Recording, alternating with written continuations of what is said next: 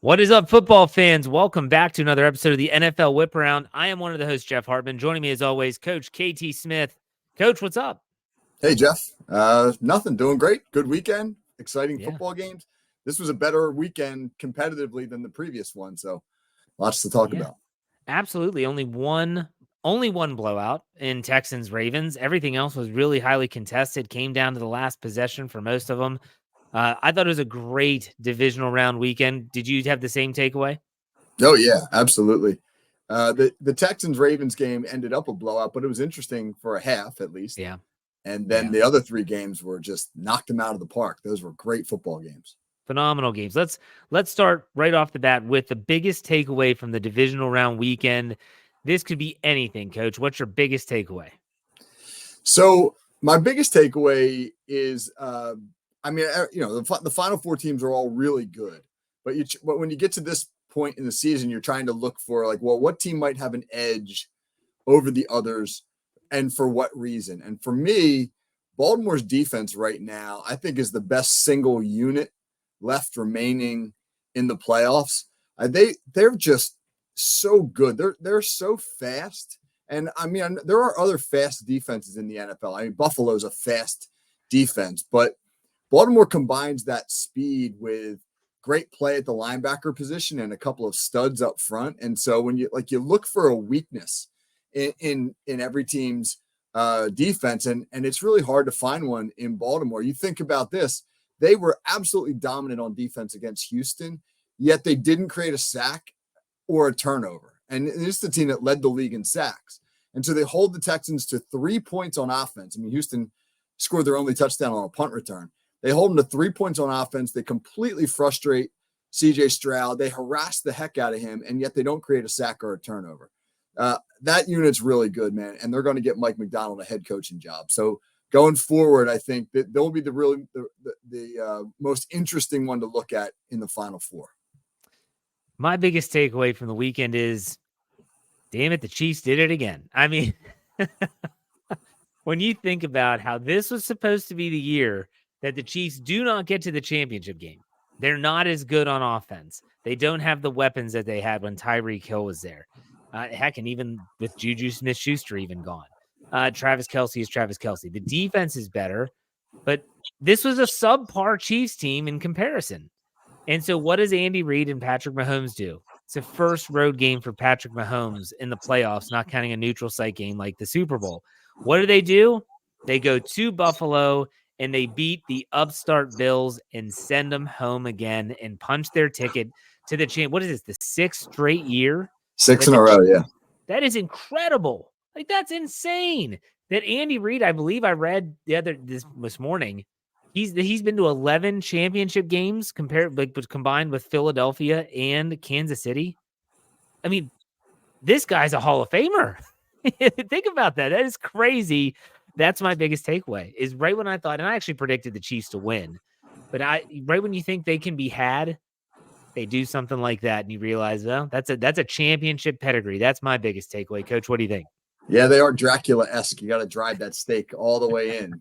And it's funny, Andy Reid, man, they ran him out of Philly. He was a guy who they just, in Philly, the thing was he can't win the big one. He'll get you there, but he can't finish the job. And maybe that was true. Obviously, you get a transcendent quarterback like Mahomes, and it changes your career. We know about that with Belichick and Brady.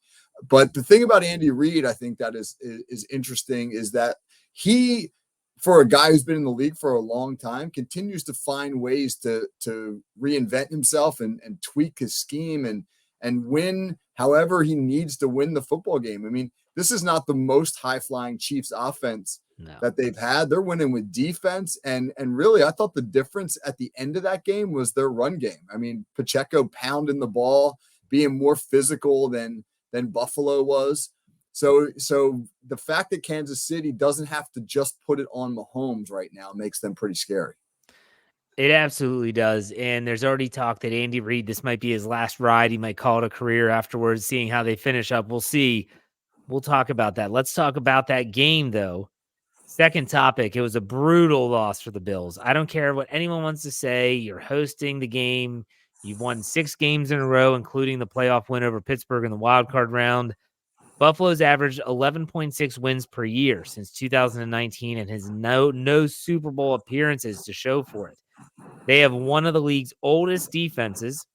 Josh Allen's salary is going to limit what they can do in free agency because their salary cap situation is not good. Do you think that the Bills' Super Bowl window is closing? What are your thoughts? It's hard to say it's closing as long as Josh Allen's in his prime, but yes, they're old on defense. They got 5 starters over the age of 30, and they have the third least amount of cap space remaining of all the teams in the league. So they're going to have to make some tough choices. They're going to have to cut some guys if they want to improve on the defensive side of the ball. They need to get bigger and more physical. They're one of the smallest defenses in the NFL, and I think you saw Kansas City exploit that. So Buffalo's got some tough choices to make. Again, man, Josh Allen in his prime means you're gonna have a shot. And they got enough skill players on offense to be dangerous.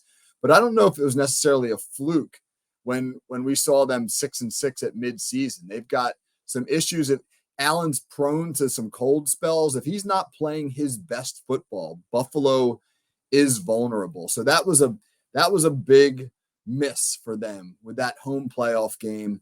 I mean, if the question is their Super Bowl window closing? I won't say closing, but it's sure like getting close. What was your take on that loss? Let's talk specifically about the last game that we saw on Sunday. I mean, I watched that game and I don't know why. Maybe this is just me and not knowing what Kansas City was doing to counteract the Buffalo rushing attack, but it sure as heck seemed like everything that they were doing well with James Cook and even Josh Allen with his legs, they got away from it in the second half and they started getting pass happy. And Stephon Diggs doesn't really show up in a big game, in a big moment, when that deep ball right in his arms doesn't bring it in. What was your takeaway on the Bills' performance against the Chiefs? So the Chiefs did a great job limiting explosive plays. I mean, Buffalo had no plays over 20-plus yards. I think Kansas City had 9 of them. That's remarkable. Buffalo ran. At one point, they had run twice as many plays as the Chiefs had run. I thought Buffalo missed some opportunities when they had to settle for a couple field goals early. When they obviously, like you just said, when they didn't capitalize on a few of the big play opportunities that they had, you just can't beat a good team missing in those situations. And Kansas City, to their credit, obviously they did a nice job with their speed on defense, being able to play too high. They played a lot of too high safety, and they were still able to get that extra run fitter into the box by dropping the safety down late. They were quick to the ball in that sense.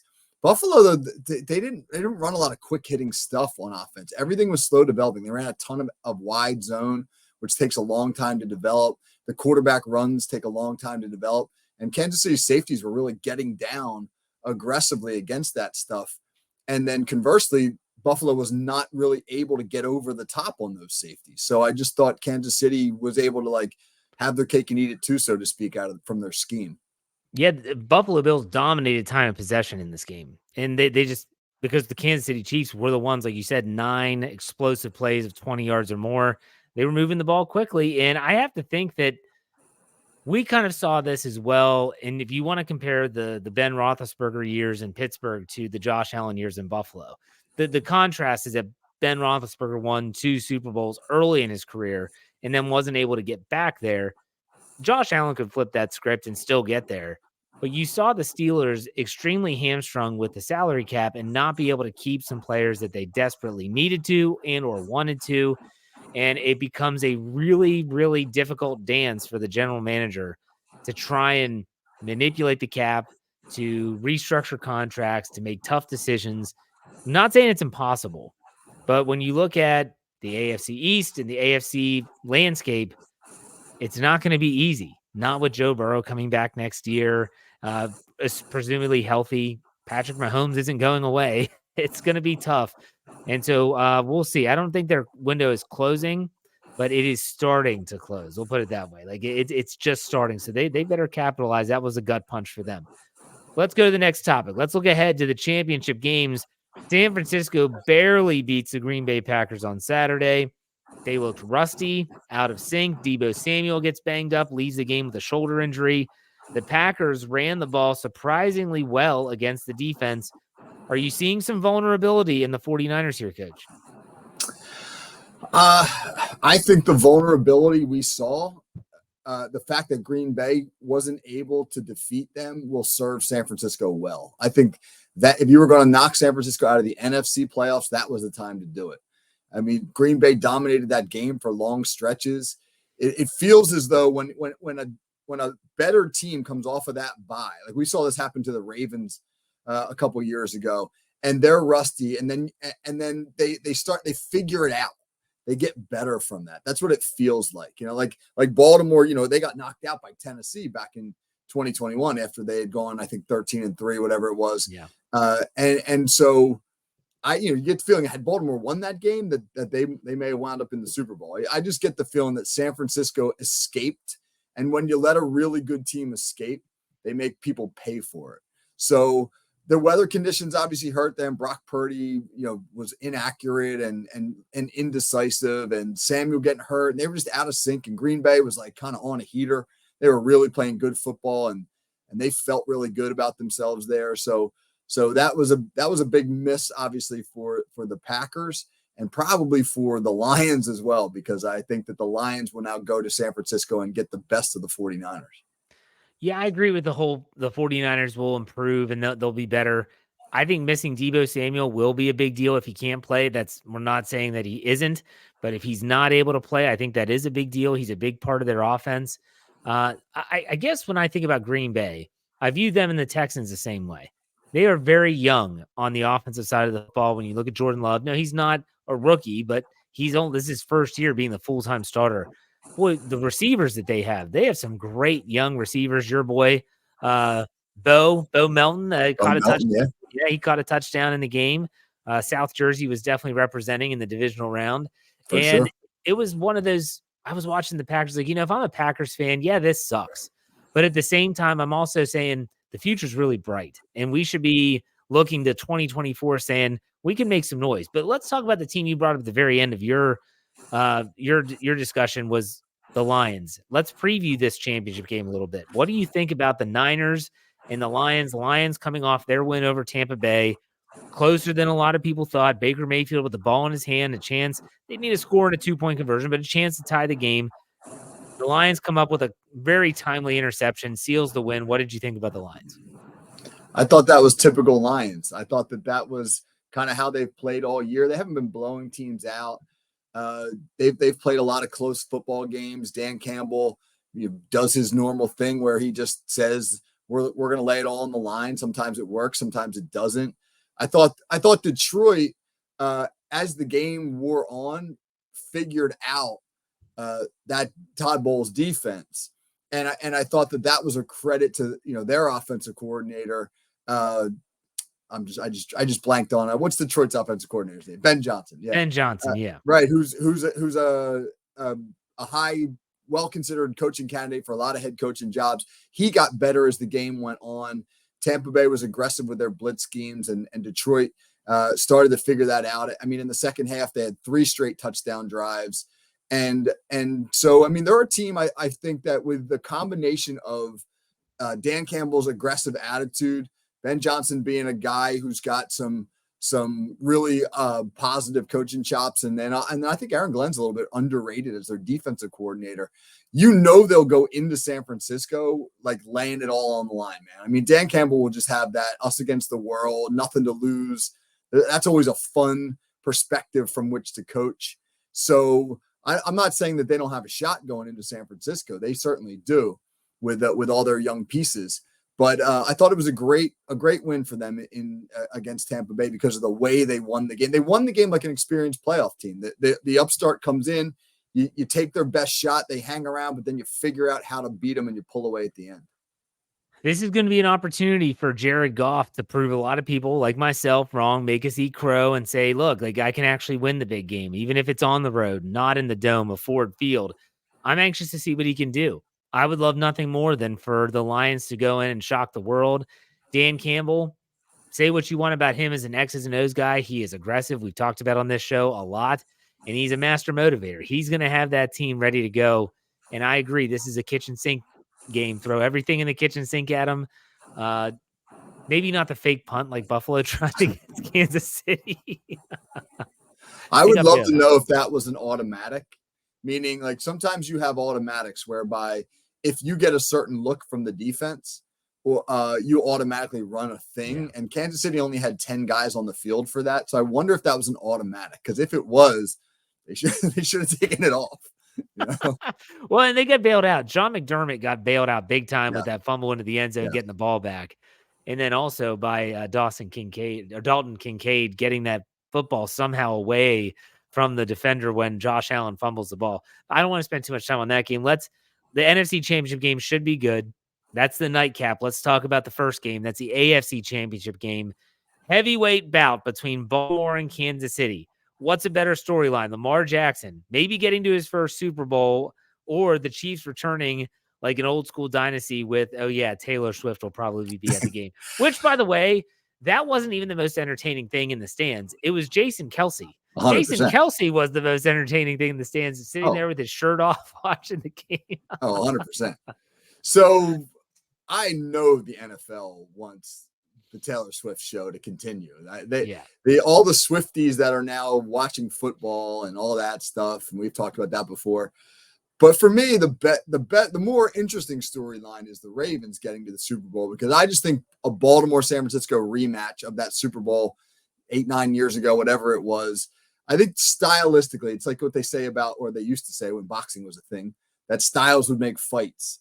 And that in the matchup of Baltimore and San Francisco, I think you have two really interesting styles. The San Francisco offense against the Baltimore defense. I know we saw that game in early December and Baltimore dominated. I would love to see a rematch, the counter punch coming from San Francisco. How would they adjust? So, and then just Lamar Jackson getting to the big game, I think would be an interesting storyline for the league. And obviously I'm saying this as a Steeler fan, clearly not rooting for the Ravens. I'm just trying to distance myself and say, what's the more interesting matchup? I mean, an old school dynasty, it's cool kind of in a way, the way the Steelers in the 70s and the Niners in the 80s and the Cowboys in the 90s and all that. We haven't had that in this age of parity. And in one way, to see Andy Reid maybe win the Super Bowl and ride off into the sunset would be kind of cool. But I'm kind of over the whole Chiefs thing. Yeah, I am too. But sometimes I answer these questions by doing the opposite. So let me run this by you. What do you think would be the least attractive Super Bowl? Probably Baltimore, Detroit. Baltimore, Detroit. That's what I was thinking too, because you don't have there's not huge fan bases for either team. Like Baltimore is still a very local team. You don't see, I mean, yeah, you might see some Lamar Jackson jerseys everywhere, but unless you live in and around the Maryland area, it's not a national brand. And neither is Detroit. Yeah, they have a very rabid fan base, but it's not a national brand. So that's the least attractive Super Bowl matchup. I look at the most attractive, and I got to think the NFL's thinking San Francisco, Kansas City is the most attractive. From a viewership standpoint, from a fan base standpoint, you would have the Taylor Swift impact on the Kansas City Chiefs. You'd have San Francisco, which has a very large fan base due to their success in the 80s and 90s. That would be the marquee matchup. What do I want to see? Man, I don't want to see the Chiefs in it.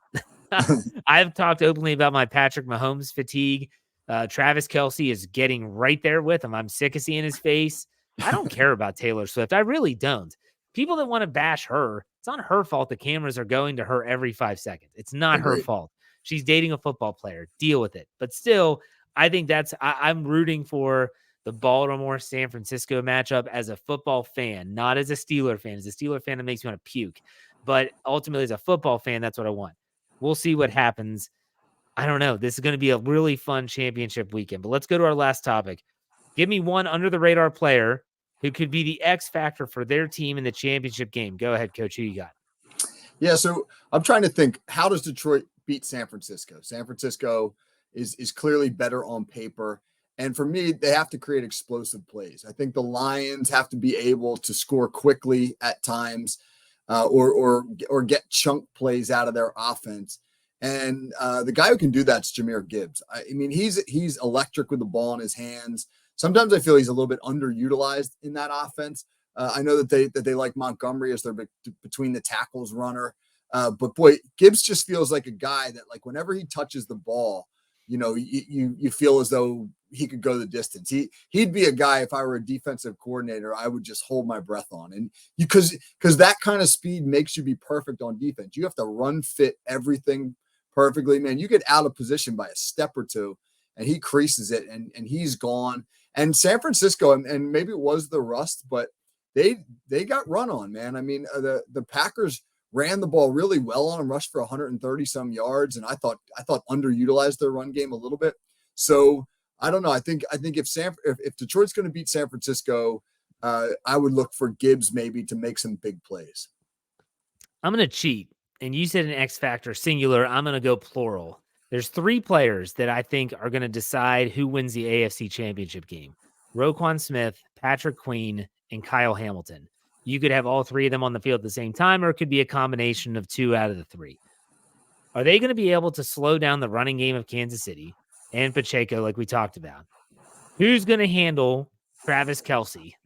And are they going to be able to keep Patrick Mahomes from doing what he did against Buffalo with that dual threat ability with his legs and with his arm? This Ravens defense, this is strength on strength, in my opinion.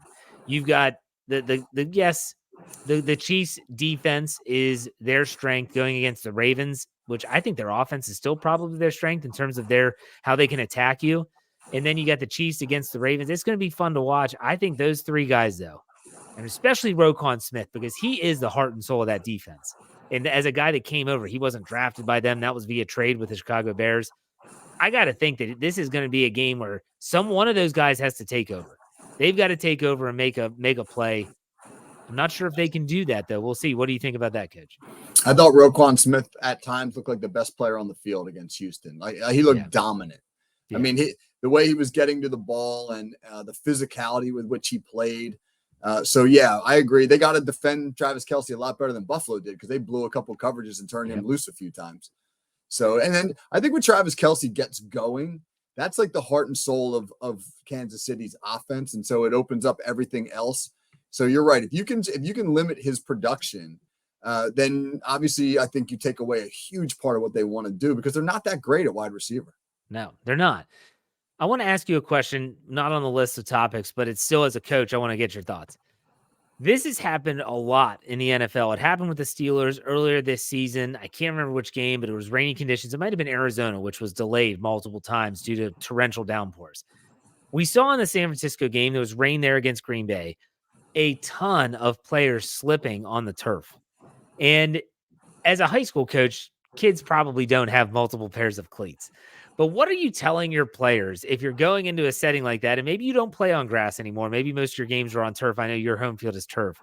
What exactly are you telling your players about the conditions? Hey, like, here's how we got to handle it, because most of those blown plays against the Packers, Bo Melton's touchdown comes to mind. A San Francisco 49er just fell down. They slipped and fell, and that equates to a wide open offensive player. What do you tell your team in those conditions? Yeah, plan all 7. Plan all 7. That's a dated reference, because back in the day you had screw-in cleats. Yeah, and there were usually 7 of them. And so we would always say, when it's slippery, plan all 7, which basically means, like, you're not going to be able to push off just off your toes. A lot of defensive backs in particular, they like in their back pedal to when they're changing direction, to just push off their toes. But you have to sacrifice a little bit of maybe a tiny little bit of your quickness in order to get that heel in the ground, to make sure all your cleats are firm so that you can push off. And the guy who slipped on the Melton touchdown absolutely just tried to push off on his toes. And he probably had 2-3 cleats in the ground, and he lost his footing. So, I mean, that would be my message, man. You got to plan all 7. Do you play on grass anymore? Do you have any schools that you We play? We play a bunch of opponents that on grass, okay. and we'll go, like, if we know it's going to be bad, we'll go. We're on a barrier island. It's the grass fields in this town are always soggy. Yeah. And so, like, we'll go find the soggiest field that we can practice on just to get ready for that, because it is a factor. What is your preference for the game? And do you prefer grass over turf? Do you care? No, I love turf. Yeah. Really? It's such a cleaner game. Oh, I mean, gosh. Romantically, you would be a purist. What the hell? Well, romantically, sure. Yeah, I love the the dirt and the grass stains.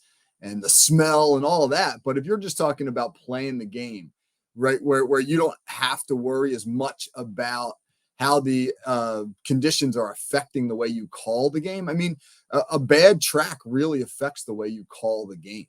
And it's nicer to simply be able to say, we're going to do what, the things that we believe in doing because the field's good. The elements should be a part of the game. Disappoint you. But no, I'm kind of disappointed. Yeah, I mean, because for me, I never coached football. I coached lacrosse. I hate lacrosse on turf. It's too fast. There's never those situations, and your son plays lacrosse. I know you know this, but if you play on turf, those loose balls are going to go out of bounds. It changes the way the game's played. Whereas on grass, they stay in bounds. You have a nice ground ball battle on the sideline, 2 guys, 3 guys, 4 guys, hell, sometimes 6, 7 battling it out. It changes the dynamic of a game. And I know they're 2 different sports altogether, but I do love. And as an athlete, Coach, you played on the old school AstroTurf, didn't you? Ed Turf. That was rough. That was like laying like a layer of felt over a parking lot. Like that old school AstroTurf was horrendous. Hurt hell. It hurt like hell. You'd come up with one of those games. You'd have no skin from your wrist to your elbow as a defensive player from all the times you're like kind of diving on the ground, etc. And every joint in your body just ached terribly the next day. I don't know how, honestly. Well, I can understand why so many of these older guys can't walk at 50 years old. Yeah, and you think about Three River Stadium, like they used that stadium for decades, and they weren't alone. I mean, what was the Philly Stadium? What was that? What was the name of that? Oh, God, the Vet was horrendous. I remember the one Chicago Bears receiver blew out both his knees on one play, both knees at the Vet. That's almost impossible. All right, that's a good sidebar. Let's finish up with our player profile. Jason Kelce. You want to go with Jason Kelce? Go ahead. So first of all, Jason Kelce, you mentioned him earlier, man. He was fabulous in Buffalo. Yes, I don't know if you saw any of the stuff on Twitter. He was in the parking lot with guys before the game, doing shots out of bowling balls.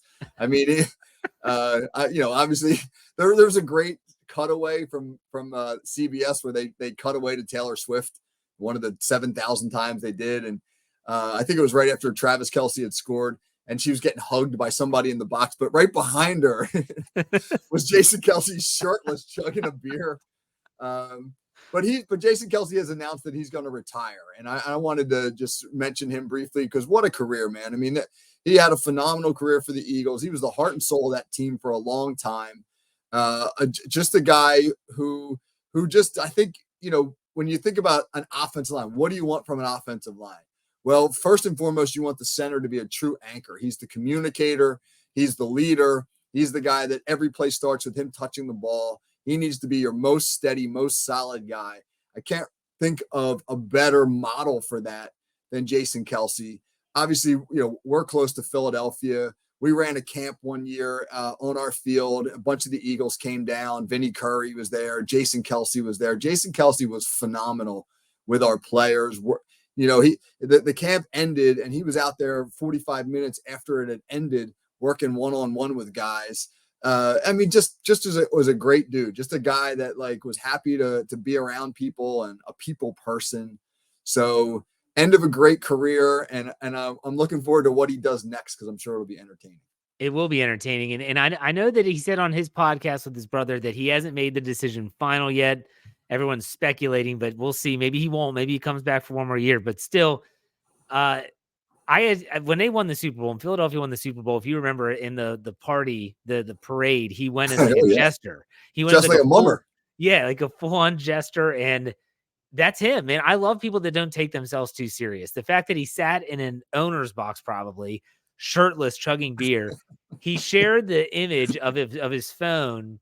I think he put it on Twitter, and it said, "Buffalo is a wild place. I had a great time. Bills Mafia is the best." And it was a text from his wife that said, "Our daughter just said Dad's boobs are on TV."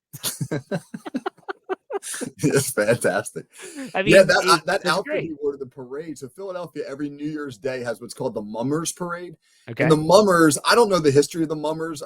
They've been around forever, but everybody, and it's like welders and plumbers and pipe fitters, union guys. They all just dress up in these ridiculous costumes. They parade down Broad Street in Philadelphia. And so that's how he dressed for the parade.